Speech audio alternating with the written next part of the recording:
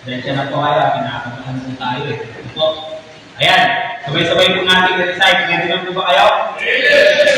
Amen. So, ready? Begin. Ito ang Biblia po, salita ito ng Diyos. Pinangahawakan ko ito, pinatatatak ko ito, pinangungunan ito, pinagpapala ko ito. Ito ang tanging na pagsasabi kung sino talaga ako sa paligid ni Kristo, kung ano meron ako sa biyaya ng Diyos, ang lahat ng magagawa ko sa tulong ng Panginoong Jesus. Yan, pwede na po natin natin. Buksan po natin ang ating pong mga Bible sa 1 Samuel.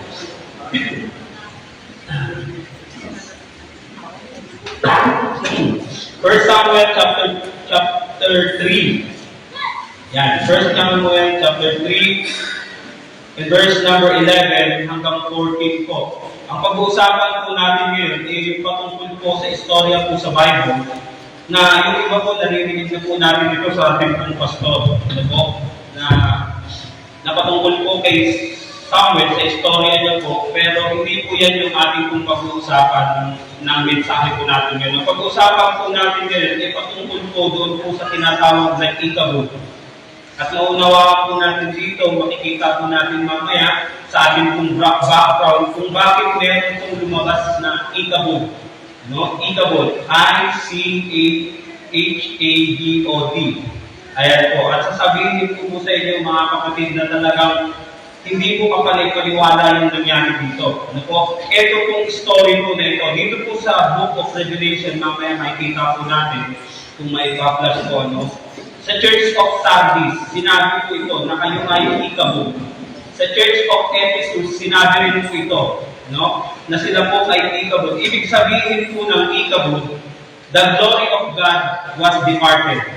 Ayan po yan. Ang kaluwalhatian ng Diyos ay nawala. Yan po yung ibig sabihin ng Ikabod. Now, this is story of the family of Eli, and then si Samuel po ay involved po dito. At si Samuel po ay bata pa po siya at naglilingkod na po siya sa Panginoon nung panahon po ni Eli. Now, in verse number 11 of chapter 3 of the book of 1 Samuel, ang sabi po ng Biblia, ito po yung text po natin, and the Lord said to Samuel, behold, I will do a thing in Israel.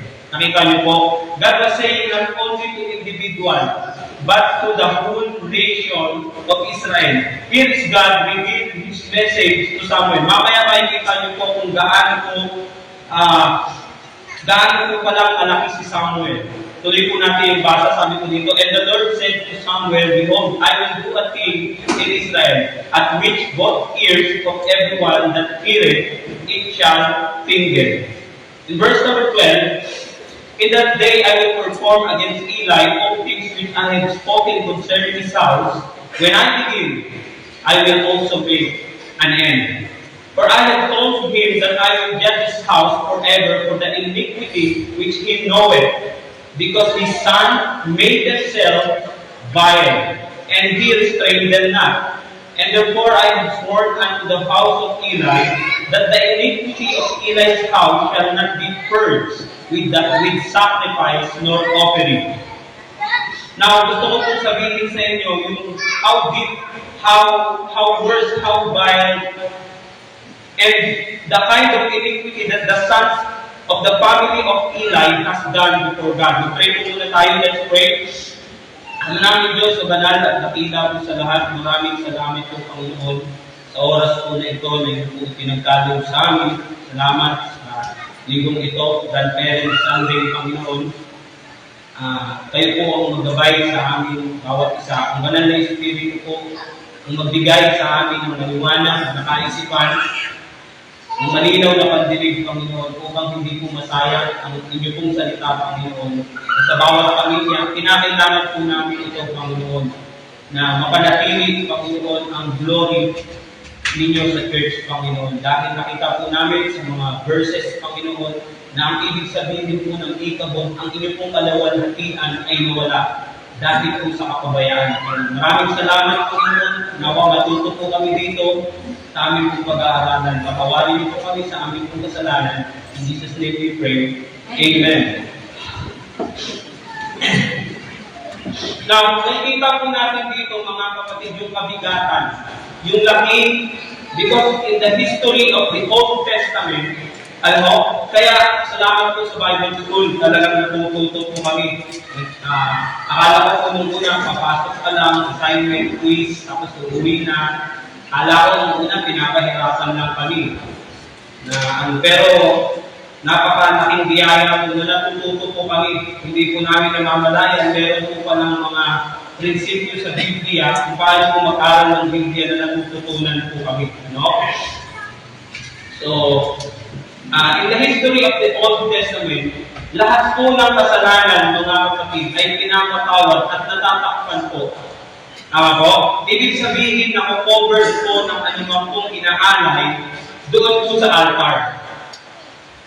Yan po yan. Nagkakaroon po sila ng tinatawag na transgression offering o trespass offering. Lahat po, meron pong tinatawag na ceremonial law. Yan po yung tawag yan, ceremonial law.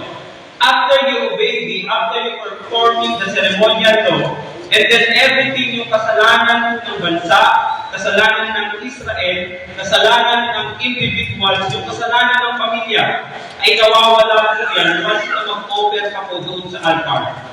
Naupahin po? Nawawala po yan pag mag-offer po ng sacrifice for your sin. Nawawala po yan. Pero kung atin pong naiintindihan yung ating pong binasa kanina, ang passage po na ito sa Bible, ito po ay malinaw. Sa chapter 14 po, kaya po ang sabi po dyan, verse number 14, ayan. Ang sabi po dyan, that the iniquity of Eli's house shall not be, ano pong nakalagay dyan? First, with sacrifice or offering forever. Forever na po yan.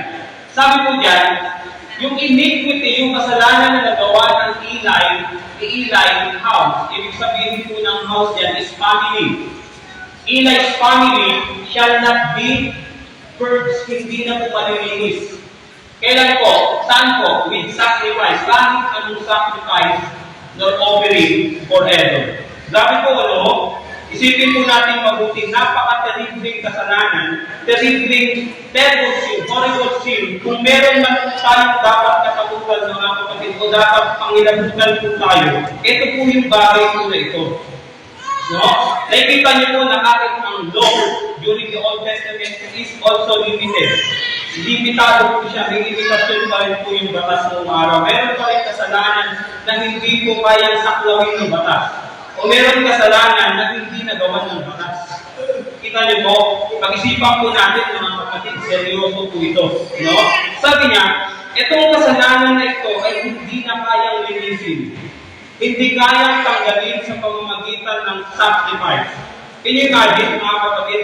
Nagkasala sila ng minsan kasalanan ng Israel sa sanang pagpatay. Ano mo? Tapos ang sasabihin na nila, go ahead and make sacrifice. You go and make sacrifice in altar. Then, mamaya, nagkasala na naman sila. No? Alright, you go ahead and make sacrifice and the people will be forgiven. Napapatawad po sila. Tama po. But tignan niyo po dito mga kapatid, na ang Diyos mismo ang nagsasabi, this iniquity cannot be purged. Cannot purge by means of sacrifice. Now, gusto ko pong makita natin yung background muna, mga kapatid, para lalo po natin maunawaan. Dito po sa 1 Samuel chapter 3, maunawaan po natin dito na chapter 3 ng verse 11, na dito po si Samuel po ay maliit pa lamang po. Amen? Maliit pa lamang po si Samuel, bata pa po siya. And then, naglilingkod na po siya sa Panginoon at siya po ay kasama-sama po o umaalalay po kay Eli. And then, dumating po yung pagkakataon na ito po si Eli ay matanda naman na. Matanda na po si Eli.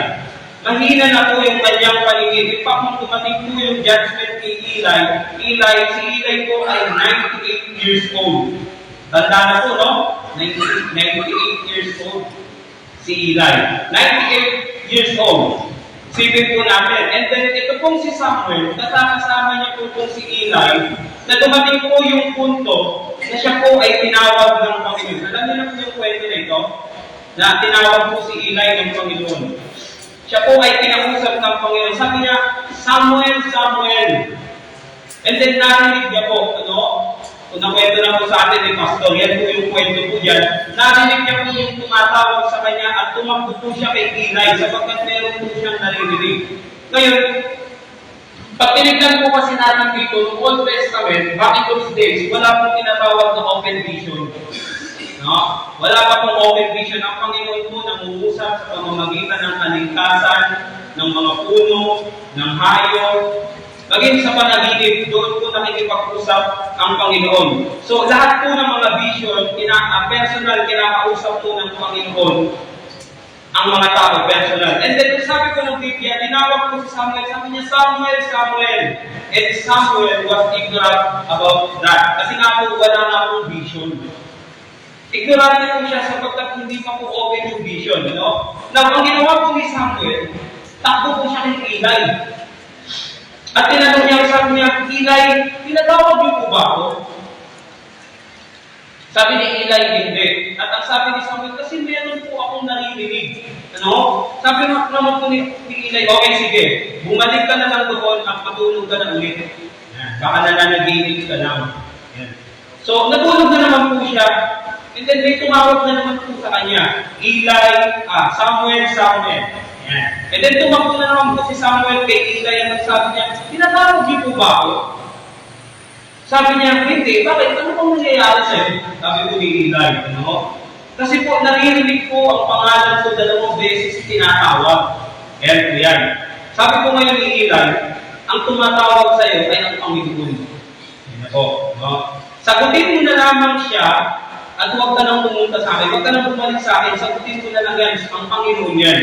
Sabi ko ni Eli, bumalik na naman po siya. So dumating po yung punto na tinawag na naman siya ng Panginoon. Samuel, Samuel. At sinagot lang po siya ni Samuel. Ang sabi niya, Panginoon, nandito po ako. Ano po ang may paglilingkod ko sa inyo? At alam niyo po, God revealed or God gave the message to Samuel, his message for Eli's family. Nagbigay po ang Diyos ng mensahe patungkol po sa pamilya po ni Eli. And in verse number 11, ito na po ang sabi po ng Bible.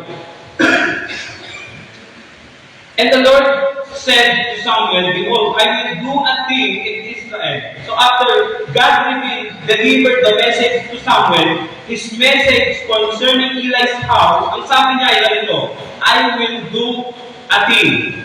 Yan po, I will do a thing in Israel. Nakita niyo po, may gagawin ako na isang bagay sa Israel. Sabi po, yung mensahe po ng Diyos na para po kay Eli lamang, pero this time, yung pangyayari mga kapatid, ang sabi niya, this is for whole Israel. Tiruin niyo sa pamilya ng Eli, pero ang gusto ng Diyos malaman ng buong Israel. Nasusundan niyo po? Sabi ng Panginoon, meron akong mensahe para kay Eli sa kanyang pamilya, pero ang gusto kong malaman ito ng buong Israel.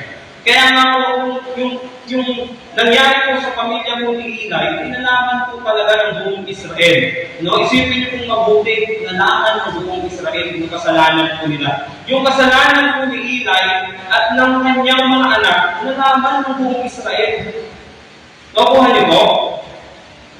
So, ano po yung mensahe dito? Ang sabi niya, I will do a thing. Gusto ko pong i-keep niyo po ito sa mind po ninyo. Sa inyong pong kaisipan. Ilagay niyo po ito sa inyong pong kaisipan. What is that thing? Ano po yung bagay na yan? Nang sabi niya, I will do a thing in Israel. So, mamaya makikita po natin yan. Now, sabi ko ng Biblia sa 11 po muna. I will do a thing in Israel at which, sabi niya, kung gagawin po ito, sabi niya, both the ears of everyone that heareth shall tingle. Ano po? Grabe po, Sa book po ng Bible Dictionary, kung tinignan niyo po sa Hebrew, ang meaning po niyan, to rattle with fear. Ibig sabihin po ng rattle, nakakita na po kayo ng rattle, laruan ng bata. Yung may hawakan, tapos may bilog na ganun, tapos di mo alam kung bako yung nasa loob. Pag ginanong mo, ingay. Tapos dadalawahin pa ng bata, ang sakit sa tenga. Tapos pag-uungin ka na. Diba? Yun po ibig sabihin ng rattle, no? Yung daw pag narinig mo, hindi ka mapapakalig. Ayan po yan. Na para bang yung tao na kapag nakarinig ng balita, hindi ka na makatulog. Naunawaan niyo po yung ibig sabihin mga kapatid. Masakit sa tenga, nagra-rattle siya, hindi niya malaman kung ano po yung gagawin niya. Uy, may nangyayari. Something's gonna happen. Sabi niya po, ang umaalingaw po sa kanila, yung pilit lang na, alright, may mangyayari sa Israel. Umaalingaw mo, pero hindi ka na mapakali. Yan po yan. Minsan, one word lang. Nakaranas po ba kayo? Isang salita lang. Mamaya mag-usap tayo. Pero hindi ka na mapakali. Tingnan ko, lalo na pag boss mo yung naggalit sa'yo, uy, gigising ka tayo. Kagigising mo yung bigla kang sinabihan, mamaya mag-usap tayo. Hindi ka na mapapakali. Di ba po? Now, ito pong sabi ng Biblia, very clear po ito, na kapag narinig ito ng Israel, ang bawat tenga na makakarinig dito, magrarating sila with fear. And so what happened here in verse number 12 naman po, in that day I will perform against Eli all things which I have spoken concerning the house, concerning his house, mga kapatid. Now, meron pong dalawang bagay lamang po dito concerning his house. The word house, sabi ko nga po kanina, it means family. Family po yan. So, two things. Unang bagay po, number one is concerning the sin. Patungkol po sa kasalanan. And number two, concerning the punishment. Sabi niya, I will perform in that day, while the people when they heard this, everyone that heareth it shall think it. Verse 12, in that day I will perform against Eli all things which I have spoken concerning his house when I begin. Ayan na po. When I begin, sabi niya po dyan, I will also make end. Nakita niyo po? Tatapusin ko yan. Sabi ng Panginoon, pag sinimulan ko yan, sigurado ko, tatapusin ko yan. Ayan po, mababasa naman po natin. Amen? I mean, it means doon po sa kalagitnaan ng punishment para sa kanila, doon po sa kalagitnaan ng sumpa, ang mga tao ay magmamakaawa. Magmamakaawa sila. Ang mga tao po ay mag-o-offer ng kung ano-ano mang offering sa altar. Pero natatandaan niyo po ba kung ano po yung sabi ng Bible na binasa natin kanina? Sige, magmamakaawa sila. Takot eh. No po? Pero ang sabi po ng Bible, I will also make an end.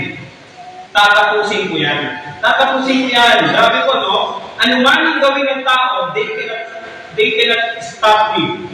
Ano? Because if they do a sin offering, sige, mag-offer kayo, they do not work. Hindi yan tatalag. Hindi yan makakatulong, walang magagawa. Basta sinabi ko, concerning what I have spoken concerning the house of Eli, tatapusin ko yan. Nakakatakot po, ano? Grabe po, ano ba kasalanan ang ginawa ko?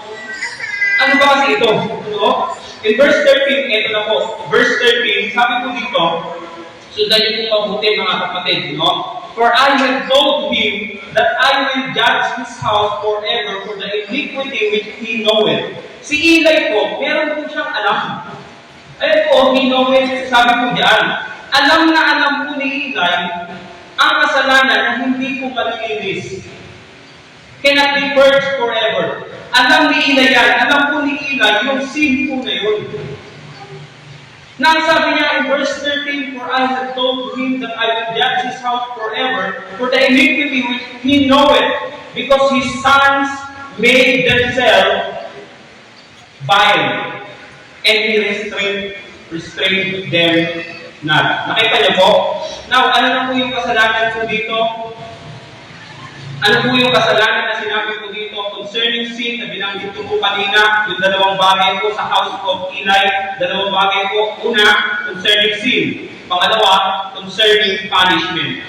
Now, ano po yung patungkol sa kasalanan po ito? Sabi po ng Bible, about the sons of Eli, they made themselves vile. Alam niyo po ba ang ibig sabihin ng vile? Pag binaliktad niyo po yan, pag nirambol niyo po yan, nakakakita po kayo ng salitang evil. Yan. May kita niyo po yan. May pastor po ng buhayan. Evil po. No? Makakita ka po dyan ng salitang evil. Bile is the highest form of evil. Pinakamataas na form po ng evil. Ibig sabihin, pag tinignan po natin ito, yung bile po, ibig sabihin dishonoring yourself. Dishonoring yourself. For example, pag meron akong ginawa kay Brother Daniel na isang bagay, o meron po akong tawag dito, meron po akong ginawa sa kanya, it means I am dishonoring not only myself, but I am also dishonoring Brother Daniel. Yan. Pag meron po akong ginawa sa isang lugar, dito po, sa tinatapakan ko, sa simbahan po na ito, na isang bagay, I am also dishonoring the place. Nakuha niyo po? Pag ginamit ko po ito sa hindi tamang paggamit, I am dishonoring the things. Yan po yan.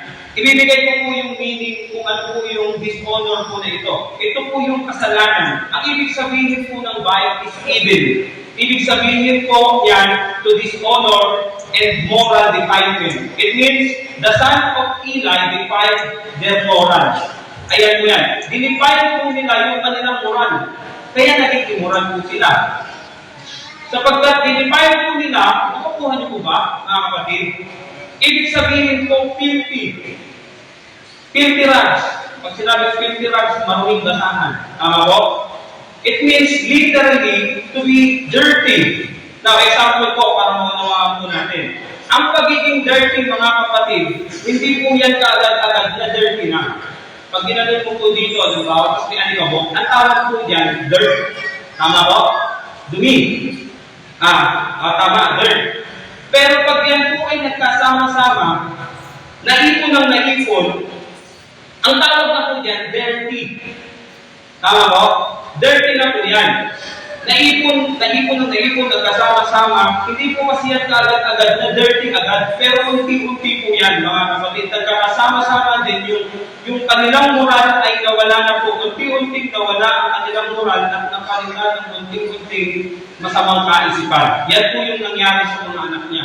Hanggang sa unti-unti na nilang napopromote. Na-ipopromote na po nila na hindi po nila namamalayan, mga kapatid. Yung maruling kaisipan po nila, it means lantaran na. No? Nakuha niyo po, lantaran na po yung ginagawa po ng kanyang anak. So what is the thing na sinasabi po ng Biblia na itong anak ni Eli na ginawa nila ang kanilang sarili na dirty o defiled? Yung kanilang moral na evil. At dinishonor nila ang kanilang sarili at ang ibang tao at yung kanilang lugar. Yan po yung naging kasalanan po ng anak po ni Eli. So, paano po nangyari? Balikan po natin sa chapter 2, please. Sa chapter 2 po, sana masundan niyo po, no, para makita po natin. Now, at sabi po dito, in verse number 22, ang sabi po dito, natatanda na po ba yung pamagat ng message natin? Ito po ay the glory of God was departed. Yung glory po ng Panginoon na wala. Ayan po yan. Ikabud. Sabi po dito, now Eli was very old and heard all that his sons did unto all Israel. Ang pangalan po ng anak po ni Eli ay Pinehas at Hophni. Si Hophni and Pinehas. May kita niyo po yan sa verse number 22. Nandiyan po yan sa chapter 2 ng verse number 34. Nandiyan po yan. Nandiyan po ang kanila pong pangalan. Balik po tayo sa verse 22. Ang sabi po dyan, now Eli was very old and heard all that sin that his sons did unto all Israel, and how they lay with the woman that assembled at the door of the tabernacle of the congregation. Nakita niyo yung kasalanan po nila, mga kapatid. The sin, mga kapatid, that the iniquity, that's how they defiled themselves. Two of them, si Hophni at Pinehas, ang sabi po ng Biblia, nagtutuon po sila right at that door of the tabernacle. Where the women are assembling, they took advantage of the woman. And I don't know, hindi ko po alam kung ano po klaseng panliligaw po yung ginawa niya. Ginawa po nila. Ano? Kung anong klaseng diskarte, pangbubola po yung ginagawa po nila. Pero, alam mo naman, di ba po, kapag, halimbawa, ikaw, lagi kang nandito sa harap, lagi kang nasa harap, kahit ano pa po yung itsura mo, magiging tutulan ka sa tao. Tama po? Kahit ano pa yung itsura mo, pag lagi kang nasa harap, magiging kilala ka, magiging tutulog ka. Pero kung gusto ko pong sabihin sa inyo mga kapatid, ang nangyari po dito, they took advantage of them. They took advantage of the woman of the tabernacle. By the way, they are in the tabernacle of God. Nandoon po sila kung saan po they are within the church perimeter. Kukuha niyo po? They are in the church building. They are within where the worship service is being held. Sana po maunawaan ko yung gusto ko sabihin, no?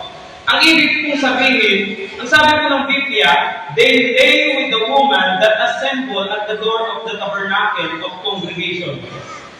And then, ito na po, ang sabi ko ng Biblia kay Eli, sa verse 13, it is the iniquity which he knoweth. Alam na alam mo yan, Eli. Alam na alam mo yan. Alam po ni Eli, ba? Tignan po muna natin yung iniquity naman po. Ano? Sa verse 23, yung iniquity. Why do you such things? Sa verse number 23 po, sabi ko dito, why do you such things? For I hear of your what? Ano daw po? Evil doings. Kita niyo po, evil doings. Nakita niyo po, no? Meron kayong ginagawang masama, meron akong naririnig dyan tungkol sa bagay na yan, by all these people, in verse 24 po, tignan niyo po, verse number 24. Sabi ko dyan, nay my son, for it is no good report that I hear. Ye make the Lord's people to transgress. Transgress, ibig sabihin nagkasala. So, ginawa nyo. So, isipin po muna natin, ano? Now, they took advantage of that woman and they made the other people, the people of God, also to transgress. Now, ano na po ang kasalanan po dito? Ganito po yan. What is fine? To dishonor themselves. To dishonor. Sa Bible Dictionary po, pag tinignan po namin yung meaning, it is referred to Hophni and Phinehas itself. Ibig sabihin po, pag sa Tagalog po naman po siya dinala, pagsira sa sarili, o yung turi po nila, sinira po nila. Hindi pagganak sa sarili o sa iba. Ayan po yan, yung dishonor. So, this Hophni and Phinehas dishonor themselves, made themselves vile. Ibig sabihin, they dishonor themselves, and this time, they also dishonor others. Hindi lang ang kanilang sarili ang dishonor po nila, pati ang iba, dishonor din po nila. At saan po nang ito nangyari, mga kapatid? Right at the tabernacle, mga kapatid. Therefore, they also dishonor the tabernacle of God. Nakikita niyo po? Nada po nasusundan niyo, no? Sa simbahan ng Diyos, sa tabernakulo ng Diyos, doon po nila ginawa. Now, ano po yung nangyari dito? Verse 24, nay my son, for it is no good report that I hear. Ye make the Lord's people to transgress. Verse 25, if one man sins against another, judge him. But if a man sin against the Lord, who shall inflict for him? Tignan niyo po, ano po ang sabi po ng Bible, nakakatakot po, ano po? Notwithstanding, they hearken not unto the voice of their father, because the Lord would slay them. It means, makinig po tayo ng mabuti. Eli's two sons are or became uncontrollable. Yan na po yung nangyari po dyan. Hindi na po makontrol, hindi na sila mapagsabihan po ni Eli, hindi na po sila nakikinig sa tatay po nila. Sabi niya, sinabi ko na sa inyo, kapag nagkasala pa kayo sa Panginoon, sino na ang makikipag-usap sa Panginoon? Pero ang sabi po ng Biblia, mga kapatid, hindi pa rin po sila nakikinig. Amen? At pag tinignan po natin dito sa verse number 12, ang sabi po ng Bible, now the son of Eli, son of Belial, they knew not the Lord. Hindi po nila kilala ang Panginoon. Yan po ang rason. Ano? Kaya wala po silang pagkatakot sa Panginoon sapagkat hindi po nila kilala ang Panginoon. Tama po? Kaya wala silang pagmamahal sa Panginoon sapagkat hindi nila kilala ang Panginoon. Kaya wala po silang pagmamalasakit sa gawain po ng Panginoon sapagkat hindi po nila kilala ang Panginoon. Wala po silang pakialam kung ano man ang mangyayari sa tabernakulo ng Israel sapagkat hindi naman po nila kilala ang Panginoon. Wala po silang pag-alala sa sino pang masisira nilang buhay sapagkat hindi naman nila kilala ang Panginoon. Nakabuhay niyo po? It is because they knew not the Lord. That's the main thing, mga kapatid. Yan na po yung pinaka-mensahe. Ito po yun. Yan na po yung keyword po, mga kapatid. They do not the Lord. They were sons of Belial. Ibig sabihin po ng Belial is down to the earth. No? Down to the earth, pinaka-mababa, pinaka-kalunan. Kahit anong nangyari, hindi na kailan makapaangat. Yan po yung uri ng persona po ni Satanas. Yan po si Satanas. Kalunan, talagang down, talagang kalunan na. Yan. Pero sabi po ng Bible, si Hophni at Phinehas, they are sons of Belial. Kita yung po, sabi ng Panginoon, anak kayo ng Diablo, anak ka ni Belial. Hindi po ba? Hindi niyo ako kilala. And you know, tignan niyo po, sabi po ng Panginoon sa verse number 25, verse 25 po, because the Lord will slay them, bakit ganun na lamang po patindi ang Panginoon sa kanila? Mga kapatid. No?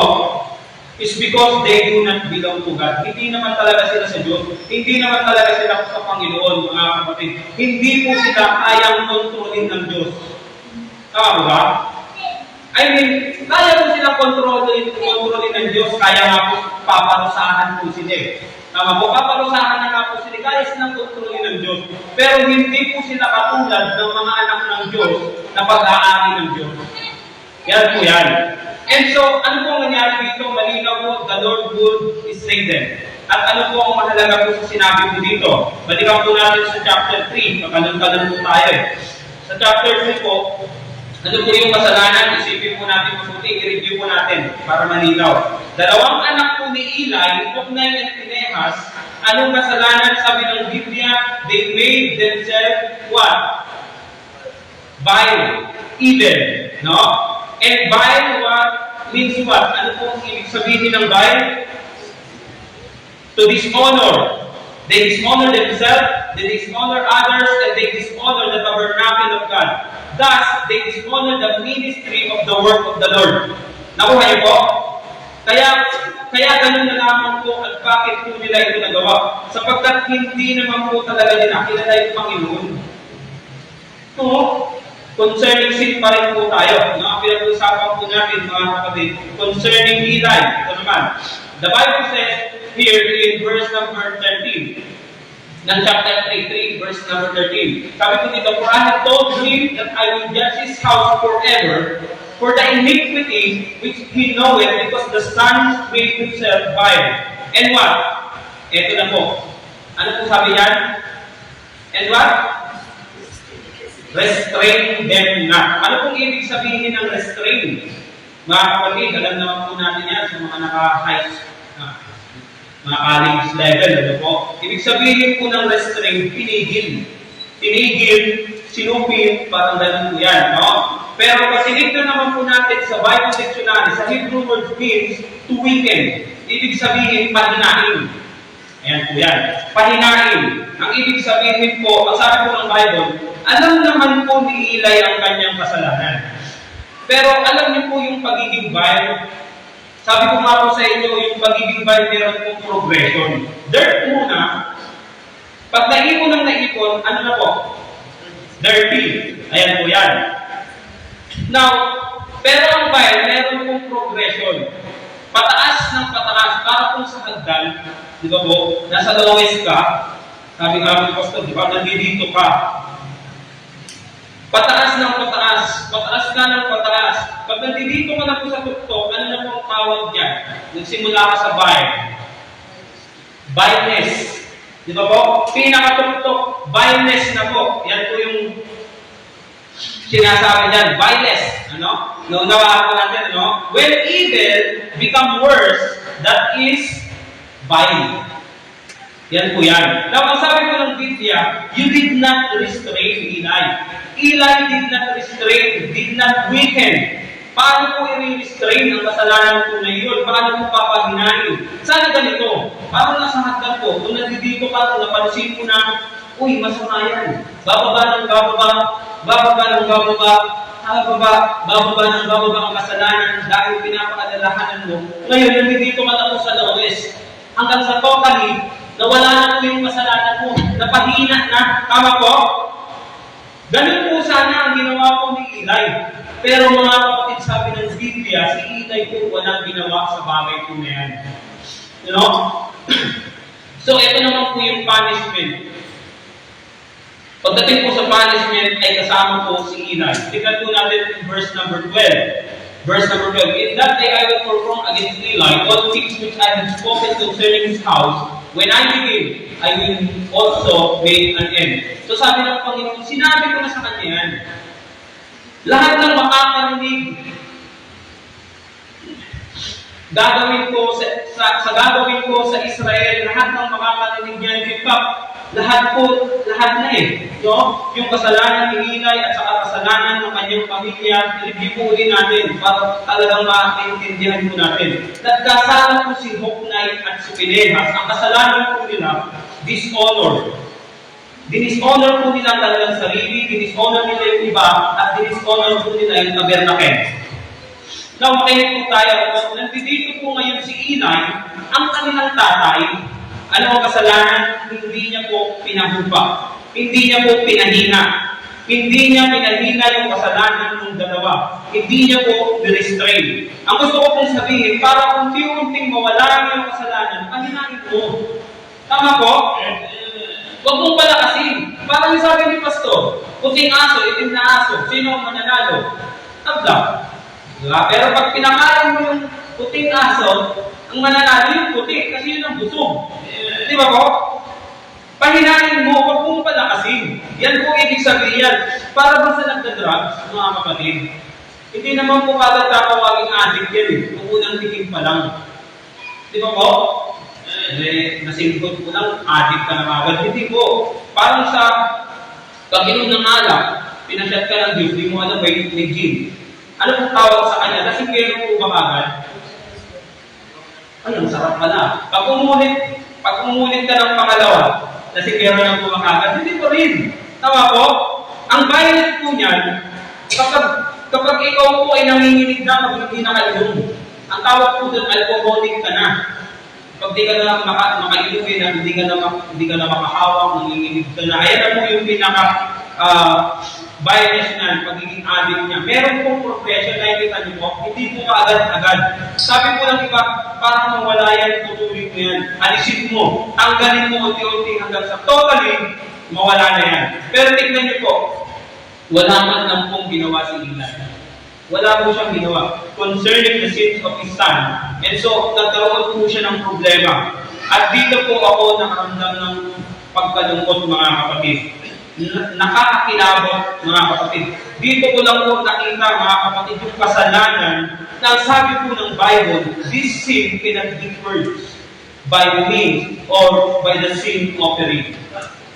Diba po, makagawa ka ng kasalanan na hindi na kayang linisin. Now, in verse number 13, sabi po dito, ang kasalanan po nitong si Eli, hindi niya po winikin, hindi niya pinahina yung kasalanan ng kanyang anak. And the Bible says, every Israelite would be struck with terror and astonishment to hear of the slaying of Eli's son. In chapter 4 and verse number 11 po, nakikita po natin dito, dyan, kung yung dalawang anak ni Eli, si Hophni and Phinehas, were slain. Patay na po. Ayan na po. Patay na. Patay na po. Nakita niyo po? They were slain. And not only that, the Israelites were distracted with terror. Natakot na po sila. Pag nalaman po nila na hindi lamang po yung dalawang anak po ni Eli ang namatay, kundi ang sabi po ng Bible, etong dalawang ito, ang kasunod ng kamatayan nila ang kanilang namang tatay. Ano pong mangyayari? Mababali ang kanyang liit. Yung pagkita niyo po. So in chapter 4, in verse number 15, nakikita po natin dito, now Eli was 98 years old. And verse number 18 po, 18. Ayan. And it came to pass when the maid mention of the ark of God that he fell from off the sea backward by the side of the gate, and his neck what? Break. Nabali po, di ba yung neck niya? And he what? Died. For he was an old man and heavy, and he had judged Israel for 40 years. Ayan po. Nakita po natin, nabali po yung leg niya. At naiintindihan po natin, sana naiintindihan po natin, no? Kailan po ito nangyari, mga kapatid? Nung nabali po yung leg niya. Kung kailan po namatay si Hophni at Pinehas. Dalawa po sila, magkasabay ng matay. Alam niyo po kung kailan, nung sila po ay nakikipaglaban sa Israel. Maganda po ito. Kalaban po ng Israel, kalaban po ni Hophni at Pinehas, ang mga Philistine. Tama po? And by the way, this time, kasama po nila yung Ark of Covenant. May pagkakaalam po kayo sa Ark of Covenant, tama po? Na kung saan, kapag daladala mo yung Ark of Covenant, wala akong makakatalo sa inyo. Amen? Ark of Covenant yung daladala nyo. Na kung saan, pag daladala mo yun, sure na yung panalo mo. Ibig sabihin, kasama mo ang Diyos. Kasama mo ang Diyos, hindi kayo matatalo. Daladala nyo yung Ark of Covenant eh. Diba? Ark of the Lord kasama po nila. Nandoon po sila Pinehas at Hophni nung meron pong service sa gawain po ng Panginoon. Nandoon po sila nung sila po ay nakikipaglaban in behalf of Israelites. Nakuha niyo po? Pero bakit, tignan niyo po, bakit po pinahintulutan pa rin po ng Panginoon na mamatay si Pinehas at si Hophni kung sila naman po pala ay nakikipaglaban na para sa mga tao ng Diyos? Nakikipaglaban na, nagpapakabait na kami. Kakampi na namin ang mga tao ng Diyos para hindi makuha ang ark. Ipaglalaban namin ito. Pero bakit pinahintulutan pa rin po silang mamatay, mga kapatid? Now, ito po yung kasagutan. Balik po tayo sa chapter 2 ng verse number 33. Chapter 2 in verse number 33. Maganda po ito. So, pakinggan po natin. Meron po isang man of God. Man of God po diyan. Maliban po kay Samuel, no? Meron po isang man of God ang lumapit po kay Eli. Na sinabihan po ng Diyos kung ano po ang mangyayari. And the man will die, whom I cannot cut off from mine altar, there be consumed thy eyes. Para po kay Eli ito, yung patungkol sa mata niya. And to grieve thy heart. Akalain niyo po yan, sabi po nung mama, sabi kay Eli, mamuhulag ka, Eli. At ang iyong puso ay magkakaroon ng paghihinagpis. Pagdadalang hati. And all the increase. Ano pong ibig sabihin niyan? Increase. Yung increase niya po, yung anak niya. At sa iyong mga anak, sabi niya, ibig sabihin po yung anak, of thine house, of thine family, shall die in the flower of their age. Yan. Ibig sabihin po, flower, sabi nga po ni Pastor, ito means blooming. Tama po? Blooming. Kapag kakita ka ng dalaga na blooming, namumula-mula yung mata. Ibig sabihin, yan yung pinakamaganda niya sa panabuhay niya. Blooming siya eh. Kung blooming ka ngayon, ganda niya na. Ang maganda po yung araw-araw, blooming. Pero ang ibig sabihin po dito, nung si Pinehas at si Hophni ko, nandoon po sa age ng kanilang pagkasikat. Ngayon, puntahan po natin yan. Sabi po dito, nung nasa top na po sila ng tagumpay, they were dead. Pero yun po, nandoon na kayo sa tagumpay, namatay ka ba? Hindi po. Naintindihan niyo po bang ibig sabihin, mga kapatid? Kapatid, hindi po natutulog ang punishment. Hindi po natutulog ang Diyos. Hindi po pwede magkasala ka tapos sasabihin mo, nagkasala ka tapos papalampasin po natin, kakalimutan po natin yung kasalanan natin. Yes, maaaring makalimutan mo yung mga past na kasalanan mo. Pero ang Diyos po nananatiling Diyos. Amen? At siya po ay nakakaalam ng lahat at meron po siyang purpose sa lahat. Alam niya po ang lahat ng nangyayari. Akala ko kasi natin minsan, okay na siguro, hindi ako pinag-usapan ng Diyos mabuti na ako ngayon, mabait na ako ngayon. Palasimba na ako, palabigay na ako, palmender na ako. Okay na ako kasi pinagpapala na ako ng Panginoon. No? Pero tignan niyo po, they died. Hophni and Phinehas died. Kailan? When they are fighting for Israel. Nakikipaglaban na po sila para sa Israel, sa tao ng Diyos. Pero namatay pa rin po sila. Yes, ligtas po tayo, tama po. Pero sa impyerno po yan. Sa impyerno lamang po yan. Hindi na po tayo mapupunta sa impyerno. Pero ano po yung gagawin natin? No? Physically. Ano po yung nagagawa po natin? Kasalanan, physically. Naalala po natin, mga kapatid, kung meron po tayo naalala mga nagawa na ating pong mga kasalanan, physically, na nakalimutan nyo, tapos biglang naalala nyo ulit, hindi po okay yan. Tama po? Yung mga nagagawa po natin, yes, ligtas po tayo, pero meron po dyan nagmumulto pa rin. Nakakuha niyo po, nagbumulto pa rin. Hindi ko po kayo tinatakot, pero nabasa naman po natin, mga kapatid. Akala po kasi natin, bumipas na yan. Akala po natin, pinagpapala na tayo ng Panginoon. Akala natin, nakabalik na ako sa gawain ng Panginoon. Dito na ako sa service ng Panginoon. Tagumpay na ako. No? But the Bible says, they will die in the flower of their age. While they are blooming, then God will take His life, the life of Phinehas and Hophni. Ang Diyos po ay hindi po nagsisinungaling, mga kapatid. Amen? Ang Diyos po ay Diyos. Tingnan po natin sa chapter 2 ng verse number 34. Malapit na po ito. And this shall be a sign unto thee, that shall come upon thy two sons, on Hophni and Phinehas. In one day shall die both of them. Both of them. In one day, dalawa po sila mamamatay. Yan po sabi ko ng Bible. Sa isang araw, dalawa kayong mamamatay. At hindi po nagkamali ang Bible. Amen? In chapter 4, in verse number 11 naman po, sabi po dyan, they were both slain by the Philistines. Chapter 4, and verse 11 po, may kita nyo po yan.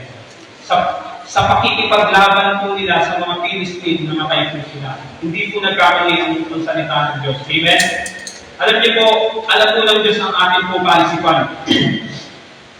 Yung ibang tao, pag humingi ka ng sorry, madali kang patawarin. Tama po? Humingi ka ng sorry, papatawarin ka agad eh. Pero how about God? Yes, ang Diyos, kaya niya.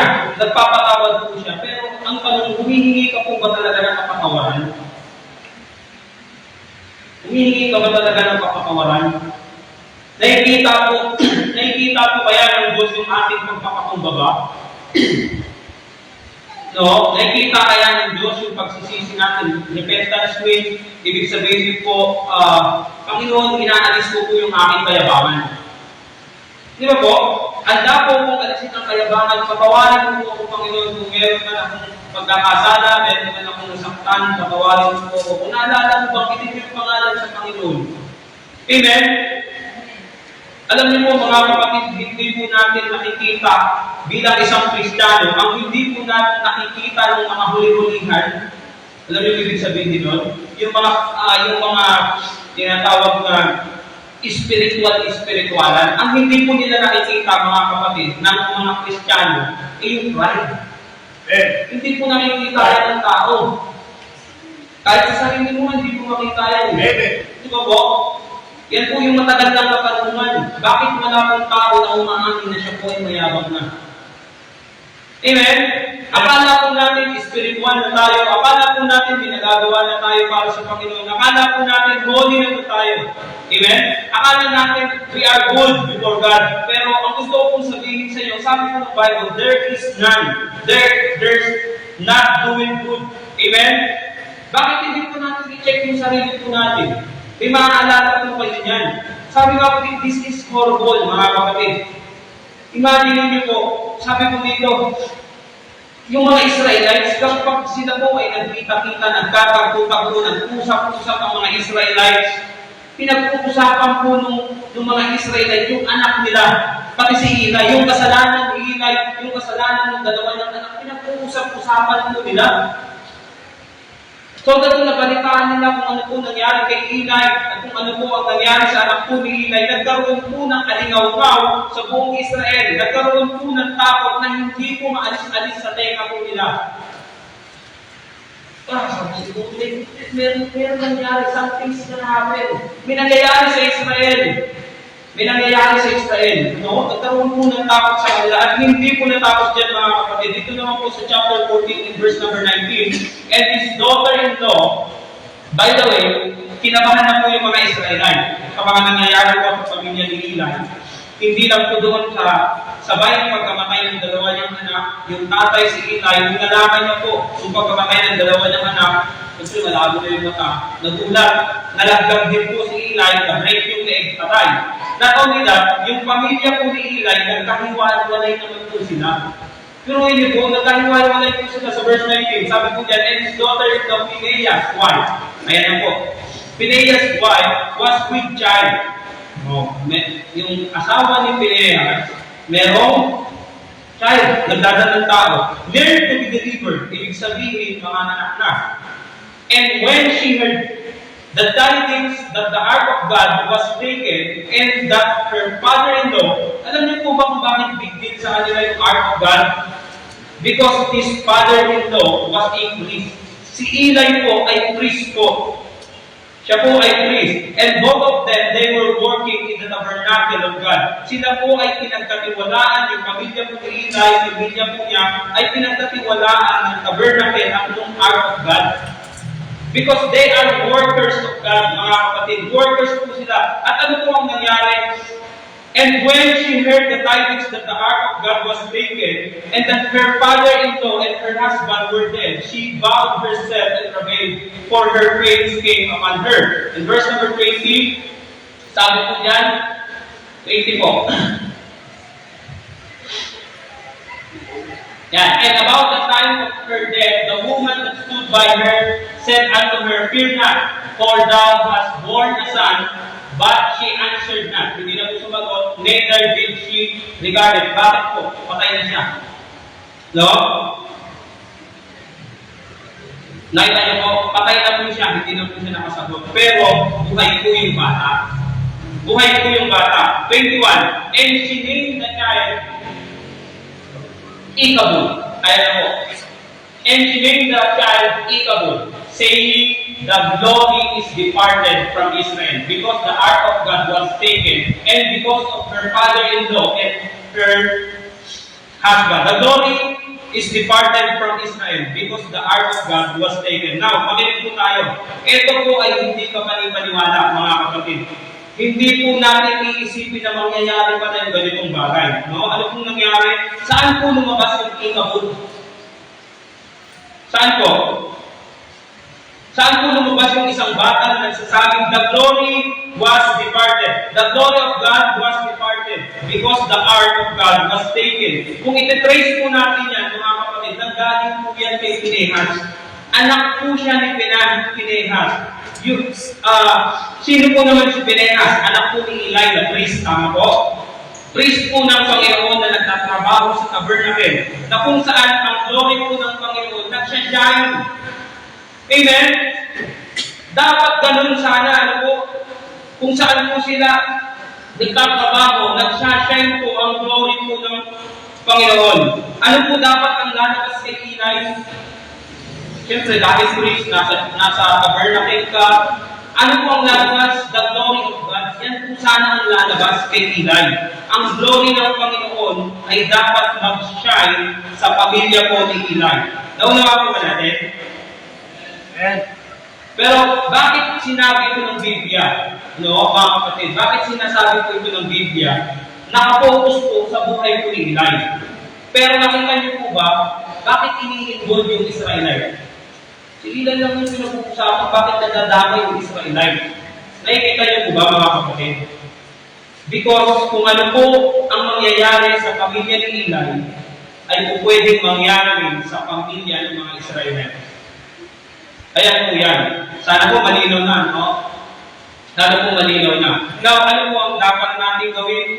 Sa lahat po ng magulang, alam ko po, ayaw po natin maging si Eli.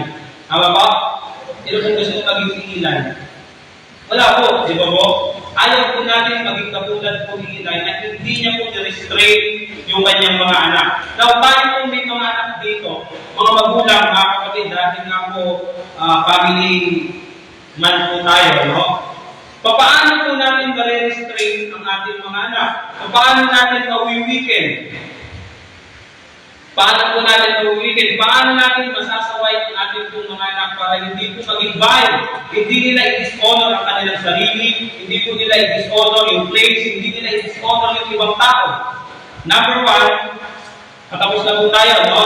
Number one, para sa mga parents at young people, para sa atin po ito. No? Para matulungan po natin sila, matulungan po natin na ma-weekend at matulungan niyo po ang sarili niyo upang hindi maging bayad ang kasalanan. Number one, there are someone around us that we better to listen to their voices. Yeah. There are someone around us that we better listen to their voices. So what happened to Pinehas and Hophni? Tignan po natin sa chapter 2 ng verse number 25. Now it's Sunday, ang sabi ko dyan, chapter 2 ng verse number 25. Ayan po sabi, now it's Sunday, they hearkened, ano po? Nakinig po ba? They hearkened not. They did not listen unto the voice of their father because the Lord would slay them. Ano po ang problema? Hindi po sila nakinig sa kanilang tatay. Hindi po nila pinakinggan yung tatay nila. Nakita niyo po? Kaya hindi po ma-weekend, hindi po mapababa, kaya hindi po naalis yung kanilang violence. Bakit? Hindi po napalambot, hindi po napababa ang kanilang kasalanan sapagkat ang anak po natin ay hindi nakikinig sa kanilang magulang. Amen? Mas maganda makinig tayo. Tama po? Young people, may mga magulang po kayo. Tama? Parang wala nang young people dito. No? May mga magulang kayo. Tama po? Meron pong nag-a-advise po sa atin, magpasalamat po tayo. Amen?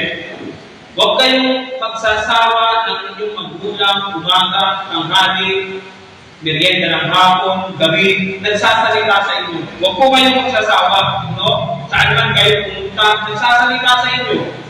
Saan man kayo umupo, sa kainan, nagsasalita sa inyo. Bago kayo matulog, nagsasalita sa inyo. Pag lumakad kayo, pupunta kayo ng school, nagsasalita sa inyo. It is because it is what the Bible says. Sabi po ng Bible yan. Huwag kayong magsasama kung meron nagsasabi sa inyo. Tama po? Amen. Amen po ba? Ayan. So, nandiyan po yung boses ng tatay nyo. Tama? Family Sunday po ngayon, Eman ngayon. Nandiyan po yung boses ng nanay nyo. Amen. You better listen to the voices around you. Ilan po dito yung mga daddy, mga tatay, no? Dahil hindi man lang sila nagsasalita sa inyo.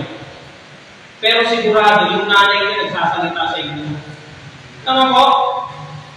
Nagsasalita po yan, hindi mo po pwede sa kasi sabihin na wala kasi akong magulang. Kaya walang nagsasabi sa akin. Tama po?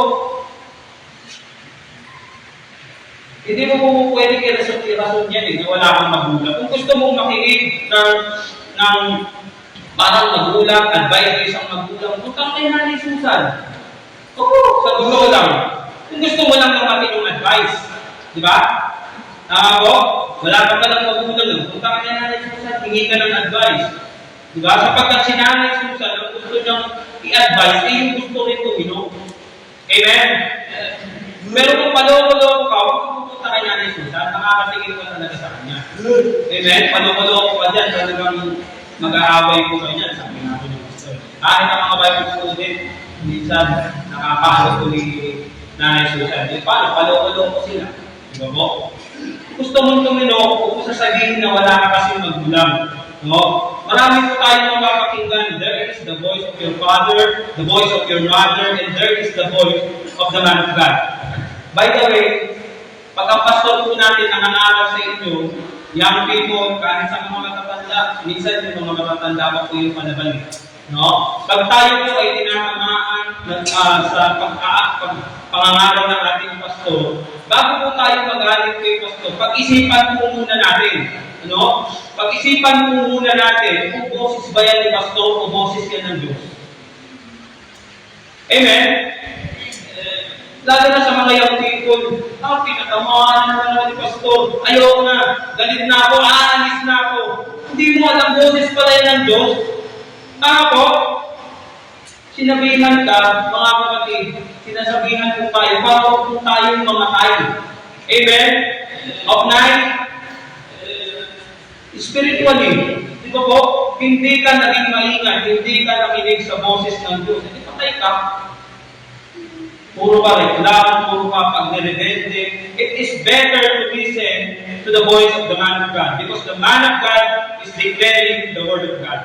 Amen? The word of God is the only hope of every believer in this church. Isipin niyo po, mga kapatid, kapag narinig niyo po yung boses ni Pastor, sinasakal po ba kayo?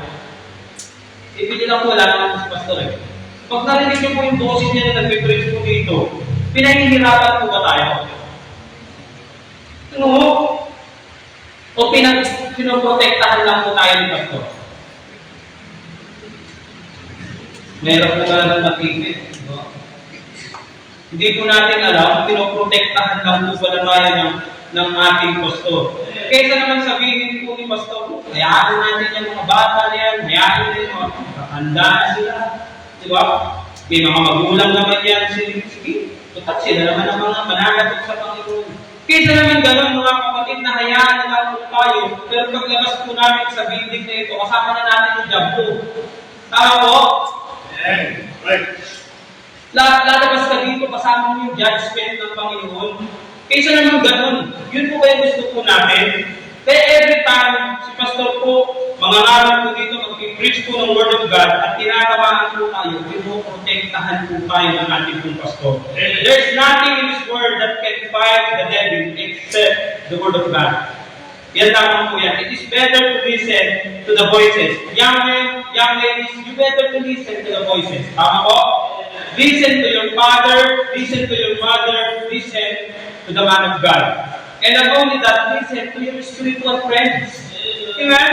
Minsan may kasama ka na, sinasabihin ka na, uy, sabi ni Pastor, huwag ganyan, narinig mo naman sa preaching, di ba? Minsan palaban pa yan, tama ko, alam mo naman kung sino ka, ikaw nga, ganito ginagawa mo. Alam mo kung sino malinis, ikaw nga. Nagsasabihan mo lang naman, amen? Akala mo kung sino ka. Sige lang, no? Hindi ka naman pastor, anong authority meron ka para pagsabihan mo ako. Gamitan ka pa ng verse niyan, judge, na. Sabi doon, huwag kang mahatol para hindi ka makatuman. Grabe no, sinitwist pa yung salita ng Diyos. Minsan, pinagpapalit po natin yung spiritual sa physical. What Phinehas and Hophni did. Ang sabi po ng Bible, tignan niyo kung mabuti. They made themselves vile. Young men, young ladies, na mahilig po sa patago-tago, tignan niyo po. Gusto ko pong sabihin sa inyo at i-remind sa inyo, sabi ko dito, they were not vile. Hindi po sila evil. But they made themselves vile. Hindi po sila vile, pero ginawa po nilang vile ang kanilang sarili. Dishonor, sinira po nila yung puri nila. No? And not only that, hindi lamang sa makinig po dapat tayo sa tatay, sa nanay po natin, hindi lamang sa pastor natin. Sabi nga po pastor, pati sa kaaway mo, makinig ka na rin. Amen?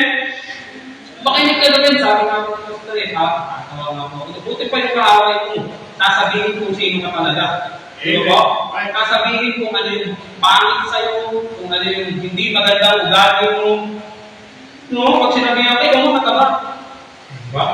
At least magdadayat naman yun, kada may kita ako ngayon, kung mataba. Kada mo lang yan, pinapalaki ko lang yung tiyan ko. Diba?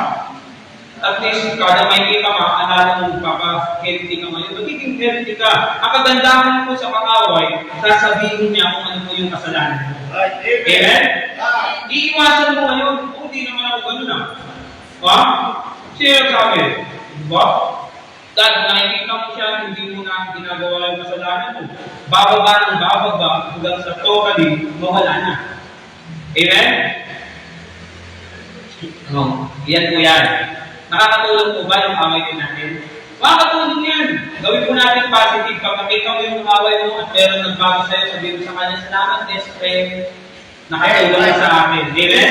Not only to the listen to the voice of someone that around us, but number two, let's not expect that when we are in the church perimeter, our children will not be bad. Not only, ang sabi ko dito, let's not expect that when we are in the church perimeter, our children will not be bad. Remember what the Bible says, saan po nangyari? Yan kay Pinehas at Hophni, right at that door at the tabernacle. No? Hindi po mga unsaved at hindi po outsider yung kanila pong biktima. Ang kanila pong biktima, ang biktima po ni Hophni at Pinehas, ay yung mga women. They are assembling in the tabernacle of God. Nabasa niyo po yan? Bakit? Hindi po yung mga babae yung unsaved. Amen? Maliwanag po sa Bible na ang sinabi kong unsaved doon at hindi po kilala ang Diyos, sino po? Si Hophni at si Pinehas. Kaya wag po natin sasabihin sa mga pagbulan, wag po natin sasabihin na ay siguro si Alshan, si Adrian, nasa church palagi. Siguro malabo maging bayan. Kasi nandun natin sa church yan. Protektado na yan. No? Akala po natin, pag nakapunta po yung mga bata dito po sa church, save na yan. Nasa church yan mga babae ang tawag dyan. No? Protektado na yung anak. Choir member na yan. Laging may practice yan. Araw-araw. Napaka-spiritual yan. Kaya practice lang naman Friday at Saturday.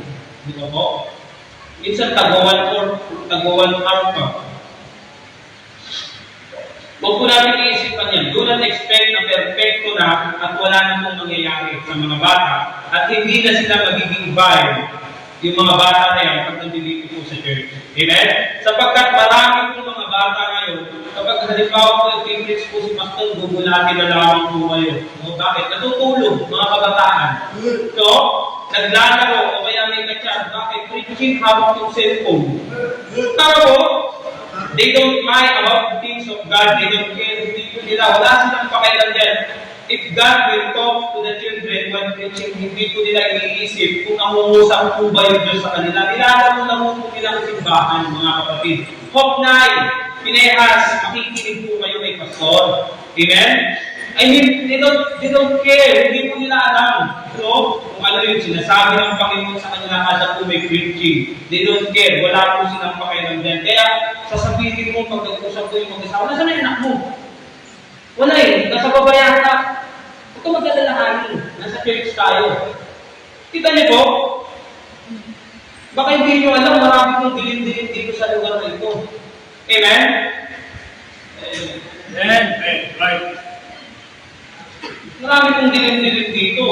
Pag nagpaalam na lagay ko natin pagpunod sa sa sasakyan, yung Bible ko, ilalagay ko sa sasakyan. Una na akong buwa pa. Bakit po? No? Dahil po dyan sa may tapat ng Bible ko, dilim po dyan. Amen? Right at the door of the tabernacle. Kita niyo po? Baka may Pinehas at Hophni dyan. Ha? Bago po tayo, number 2 na po tayo, no? Let's not expect that when we are in the church perimeter, our children will not be bad. And number 3, and that's parents, we should not allow our age to get tired counseling our children. Sasabihin po natin, hi, matanda na yung mga bata na yan. Hayaan nila yung mga bata na yan. No? Alam niyo po minsan, napapagod po tayo, lalo na po sa may mga edad, di ba? Magsasasaway. Ako po, napapagod lang, magpapapalo eh. No? Nakakapagod minsan sa sobrang inis ko, samahan ka ng pagod, minsan naiisip ko na lang sa kanila, ano kaya ako mamatay na ako? Tignan mo ako ng buhay na itong mga bata na. Tignan ko na pupulugin itong mga matitigas ng ulo ng mga bata na. Di po ba? Minsan ganyan po pag naiinis po tayo. But instead, mga kapatid, huwag po tayo magsasawa. Mga parents, amen? Huwag po tayo magsasawa. lagi po natin isipin, we are accountable to God. We are accountable to God. Ano pong dapat natin gawin? Watch your kids closely. Keep your eyes on them.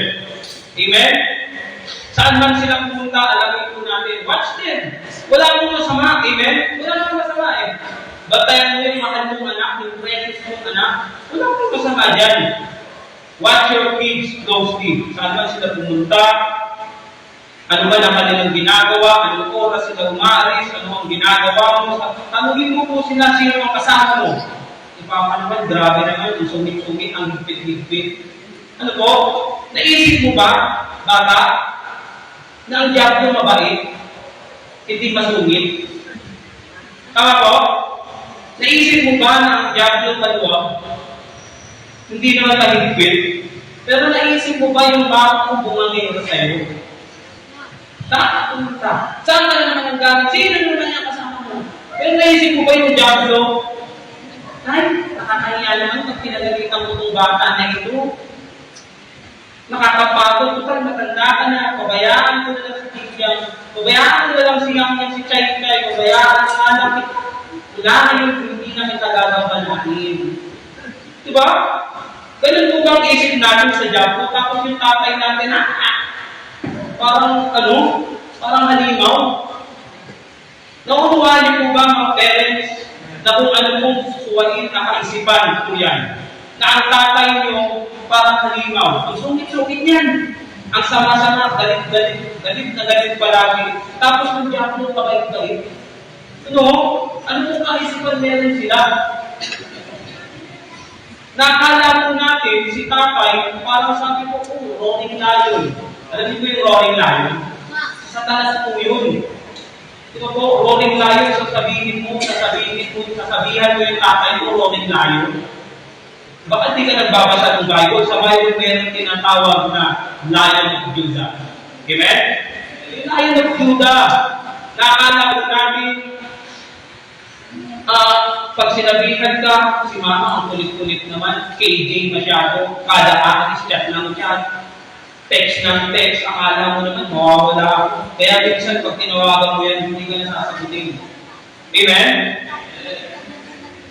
Bakit po natin sila binibigyan ng cellphone? Pag-iisang cellphone, meron pa yung batang natin. Bakit po natin sila binibigyan ng cellphone? Para paglaruan? O binibigyan natin ng cellphone yan para maproteksyonan sila? No? Matapos na po tayo, amen? So, tapos ko, kumustahin mo lang, papatayaw ka ng cellphone. Sakit, di ba? Sakit sa puso. Kinukumusta mo lang naman. Tapos hindi ka sasagutin, sisid ka lang yan. Be watchful. Be watchful, huwag po natin titigilan. Tanungin po natin, nagbasa ka na ng Bible. Parang pakita mo malakas ka, nag-pray ka na ba? Naglinis ka naman ang kwarto mo. No? Gumawa ka naman ang assignment mo, yung mga kasama mo, tumulong ka na ba? Ano bang ginagawa mo? Nag-TikTok ka na ba? Dok lang po. Ibig ko pong sabihin, i-check po natin palagi. Amen. Hayaan po namin na abutin po tayo ng kamatayan at hindi po tayo katulad ni Eli. Inabot po ng kamatayan, dumako, nagdim po yung kanyang paningin. Ano? Nagdim na po yung paningin niya na hindi man lang natin pinapahina o hindi natin i-restrain, ayaw mo magsalita sa kasalanan ng anak mo. Sa anak po natin. Bakit? Sapagkat naaawa ka. Amen? Ang stricto naman kasi, yes, stricto talaga. May pinoprotektahan eh. Amen? Mahal mo eh. Tama po? Ayaw mo mapahamak kung hindi mo mahal o kaya naman ampun yan, huwag mong protektahan. Huwag ka maging stricto. Amen? Alam niyo po, nakabukan ko po, doon po sa Roa sa Bella, ano po kasi ako eh, pinaligay. Ampun po kasi ako eh. Pero sa mga kita ko lang, lumaki po ako doon na naranasan ko po na maghapon na kasama palagi. Opo, yung binibigay. Ilalaghitin sa sako, tapos binubutas ko na lang yung sako eh. Tapos pag lumabas ka, makati-kati, tapos galing ka na sa pinag-ipahan. Si Auntie Lona po, bakit? Nagkakating glass ako, inabentahin. Opo, nagkakating glass ako. Sinasama ko ako yan, naranasan ko po na binudos-pordos. Talagang binabali yung dos, may kita mo, puro pasal dito. Wala pa namang ano, no? yung pwedeng magreklamo. Wala po. Isin mo yun. Bakit? Matigas yung puno ko eh. Tama po? Pag tinawag po ako niyan, balong. May progression ko yun eh. Hindi mo pinansin. Balong! Malakas sila. Balong! Yari ka na. Diba po? Talagang papaluin na yan. Alam niya po kasi na nagbibingi-bingihan ako. Busy ako sa kalalaro eh. Buti ko, wala pang cellphone. Tawag po sa akin dati, balong. Doon po banda sa Kainuman, sa Isabela po, yung balong po doon, ibig sabihin po ng cute. Kaya, joke lang po. Ano? Parents, kailangan po natin to. Huwag po natin sabihin na, matanda na kasi ako, pagod na ako, mahina na ako. Huwag po. Keep on. Huwag po tayo magsasawa. The glory of God was departed. Alam niyo po, mga ligtas na magulang, mga safe parents, meron po tayo kasing dala-dala. May dala-dala po tayo. Isang legacy na iiwan po natin sa kanila. Iiwan na sa mga susunod na generation. Yung Word of God na napapakinggan po natin, dala-dala po natin yan na katulad ng Ark of God. Yan po yung Ark of God na kung saan yung glory ng Panginoon ay nasa sa atin. Amen? Mga parents, nandito po tayo sa church na kung saan ang glory ng Panginoon nandito. Amen? Dito lang po natin makikita yan. Yan po yung gusto natin ipaalam sa kanila sa next generation na huwag po mamawala itong Ark po nito. Ang glory po, glory of God sa church. Mga anak, ano po? Yan po yung gusto namin ipakita sa inyo. Yan po yung gusto namin ipasa sa inyo. Yung glory of God ay nasa inyong magulang. Nasa church po yan. Iniiwan lamang po, pinagkakatiwala lang po namin, yung dala-dala namin Ark of God. Ipapasa namin ito sa inyo para hindi mawala. Amen? Last verse, tingnan po natin. Last verse na lang po. Chapter 4 and verse number 21. Salamat malas po ito. Yan, last verse na lang po. Verse number 21. Sabi po dyan, and she named the child Ichabod, saying that glory is departed from Israel because the ark of God was taken. Nawala. And because of her father-in-law and her husband, and she said, verse number 22, the glory is departed from Israel for the ark of God is taken. Tignan niyo po, dala-dala po nila yung ark of God eh. Pero nung pinabayaan po nilang mawala yung ark of God, kaya nakuha po sa kanila yung Ark of God, pinabayaan po nila. Nung nawala po yung Ark of God, mga kapatid, then came what? Ano po yung sunod na dumating? Mga kapatid, nung nawala yung Ark of God, ano po yung dumating? Isang bata na nagsasabing, Ichabod. Ibig sabihin, the glory of God was departed. Bakit po? Dahil po sa kababayaan ng magulang. Amen? Hindi po magtatagal, parents, magdidingding po yung mga paningin po natin. Lalabo yan. Lalabo yan. Yung mga paningin po natin, lalabo yan. Pero ang tanong po dito, yung Ark of God, nandito pa kaya? Dala-dala pa po kaya natin? Nandito pa kaya? Nananatili pa kaya yung Ark of God? Yung glory of God, nandito pa po kaya? Young men, young ladies, kayo po yung susunod po dito. No? Kayo na po ang next generation. Please keep the Ark of God in this tabernacle. Amen? Please keep the glory of God in this church. Tapos na po tayo. Maraming salamat po sa inyo pong pakikinig. And to God be the glory po. Tumayo po tayo lahat. Tayo po ay manalangin. Let's pray. Panginoon Diyos, nadakila po sa lahat. Salamat po sa pribilegyo, Panginoon. Kami po ay nakapag-aral ng iyong salita. Salamat, Panginoon, nalaman po namin, Panginoon, na ang inyong pong glory po, pwede po itong mawala sa aming buhay, Panginoon. Salamat, Panginoon, nalaman po namin ito. At pwede po namin itong maprotektahan sa pamamagitan na hindi kami magpapabaya. Nakita po namin, Panginoon, yung patungkol po sa kasalanan na hindi po malayo na mangyari din po sa amin, Panginoon. Yung patungkol po sa punishment na nangyari. Although nasa tabernacle na po sila, nasa church na po sila, leader na po sila ng church, pero meron kasalanan na nakapasok, Panginoon. Salamat sa mga warning na yan na hindi po namin dapat gayahin, Panginoon. Salamat sa pag-ibig mo po sa amin, Panginoon. Huwag pong mawala ang inyong pong glory sa church po nito, Panginoon. Protektahan niyo po patuloy ang aming pong mga kabataan. Nagiging stricto po kami, Panginoon, dahil mahal po namin sila, anak po namin sila, Panginoon. Hindi po namin sila dapat pabayaan. Yun lang po, Panginoon, kung bakit parang ang tingin po sa amin, mga stricto kami. Lagi kaming gamit bilang nanay, bilang tatay. Ipaunawa niyo po sa kanila, Panginoon, na kami po, kaya po nagkakaganyan dahil mahal po namin sila. Ayaw po namin silang maging katulad ni Pinehas, ni Hophni, na nasanay na lamang po, Panginoon. Nasanay na lamang po sila at dumating po ang time na hindi na po nakikinig sa kanila po magulang. Panginoon, kayo po ako mausap sa inyo pong mga anak, Panginoon. Salamat sa inyong mensahe po. Tawag ko po si Rabbi Tanggit.